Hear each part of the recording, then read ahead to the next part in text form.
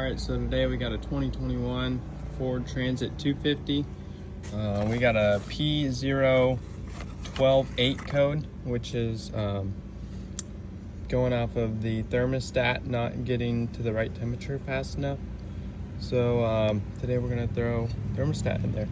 But the first thing you want to do is grab 8mm socket, and you're going to get a screw. You're going to have a nut there and a nut right there. You can focus back there. You can see it right there. Anyways, you're gonna want to pull that nut off right there and this nut right here. Then this guy will become loose, and watch out for this wire right here.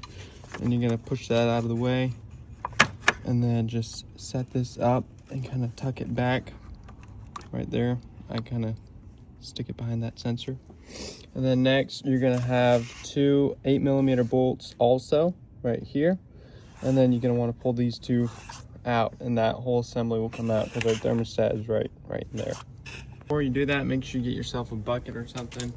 I didn't quite catch all the coolant, but I got a little bit of it. Not too much comes out. Anyways, once you pull those two 8mm bolts out, you're gonna pull this guy back here and kind of just push him up out of the way back here like that. And then right there will be your thermostat, which is still leaking. So make sure you get that bucket. Get under there and catch all that. And you can go ahead in there and kind of wiggle it around, and then that will pop out. So after all that drains, we can take our new thermostat here and we'll slide it in there just like that. There we go. I'm gonna have to hold that with one hand. But then basically after that, we're just gonna set this gasket right on after it, around it, and then this guy will go back on. All right, so once you get that on there, you're gonna have to use two hands, kind of hold it in there while you take this and set it on there. Make sure that gasket gets seated in there well.